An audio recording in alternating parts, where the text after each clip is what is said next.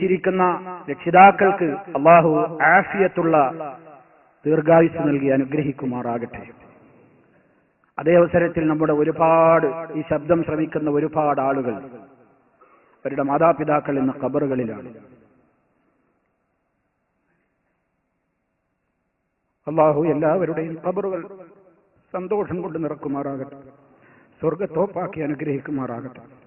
നമുക്ക് വേണ്ടി പ്രയാസം സഹിച്ച നമ്മുടെ മാതാപിതാക്കൾ, മരണാനന്തരവും പ്രിയമുള്ളവരെ നമുക്കവരോട് കടമയുണ്ട്. നമ്മൾ ഒരിക്കലും വിചാരിക്കേണ്ടതില്ല ഉമ്മയുടെയും ഉപ്പയുടെയും കാലം കഴിഞ്ഞ് അവരൊക്കെ പോയി, ഇനി എന്റെ കടമ തീർന്നു എന്നാരും വിചാരിക്കേണ്ടതില്ല. ആനായ നബി സല്ലല്ലാഹു അലൈഹി വസല്ലം പറഞ്ഞിട്ടുണ്ട്, മരണപ്പെട്ടു പോയ മാതാപിതാക്കൾക്ക് വേണ്ടിയും പുണ്യം ചെയ്യാൻ വല്ലതും ഇനി ബാക്കിയുണ്ടോ, ഇനിയും അവരോട് കടമകൾ നിർവഹിക്കാനുണ്ടോ? നബി സല്ലല്ലാഹു അലൈഹി വസല്ലം പറഞ്ഞത് ഉണ്ടെന്നാണ്. അവർക്ക് വേണ്ടി എപ്പോഴും പ്രാർത്ഥിച്ചുകൊണ്ടിരിക്കുക,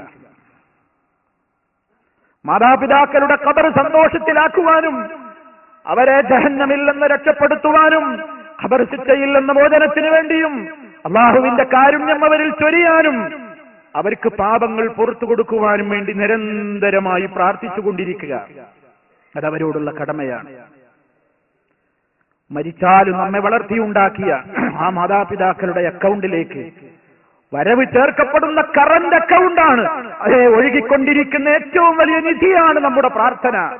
മറന്നുപോകരുത്. പല മക്കളും ഇന്നത് മറക്കുകയാണ്. മരിച്ചുപോയ മാതാപിതാക്കളെ ഓർമ്മ വരുമ്പോ എന്റെ ഉപ്പ അങ്ങനെയായിരുന്നു, എന്റെ ഉമ്മാക്ക് ഇങ്ങനെ ഇഷ്ടായിരുന്നു എന്നൊക്കെ പറയും. ഒരിക്കൽ പോലും ആ നേരത്ത് പോലും പറയൂല അല്ലാഹു മഗ്ഫിർ ലഹു, എന്റെ ഉപ്പാക്ക് പുറത്തു കൊടുക്കണം, എന്റെ ഉമ്മാക്ക് പുറത്തു കൊടുക്കണേ എന്ന് ഒരിക്കൽ പോലും ആ നാവ് കൊണ്ട് പറയാത്ത എത്രയോ മക്കളുണ്ട്. അതല്ല സ്നേഹം. സ്നേഹം നീ അവർക്ക് വേണ്ടി പ്രാർത്ഥിക്കലാണ്. ആ പ്രാർത്ഥനയിൽ ഒതുങ്ങരുത്. അവരെ മറമാടിയ ഖബറുകൾ നിനക്ക് കിട്ടുമെങ്കിൽ എപ്പോഴെങ്കിലും ഒന്ന് പോയി സിയാറത്ത് ചെയ്യണം, എപ്പോഴെങ്കിലും ഒന്ന് പോയി സിയാറത്ത് ചെയ്യണം.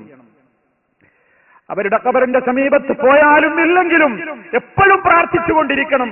റബ്ബി ഗ്ഫിർലി വലിവാലിദയ്യ വറബ്ബിർഹംഹുമാ കമാ റബ്ബയാനി സഗീറ. റബ്ബേ എനിക്ക് പുറത്തു തരണം, നിന്റെ മാതാപിതാക്കൾക്ക് പുറത്തു കൊടുക്കണം, അവരോട് നീ ഏറ്റവും അധികം കരുണയോടെ ഇടപെടണം.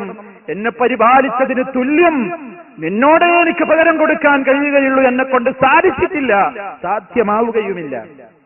അവർക്ക് വേണ്ടി പ്രാർത്ഥിക്കുക, എപ്പോഴും പ്രാർത്ഥിക്കുക. 5 നേരവും പ്രാർത്ഥിക്കണം മക്കളെ, 5 നേരവും പ്രാർത്ഥിക്കണം. ഒരു പ്രാർത്ഥനയിലും ഉമ്മയും ഉപ്പയും കടന്നു വരാത്ത പ്രാർത്ഥനയുണ്ടാകരുത്.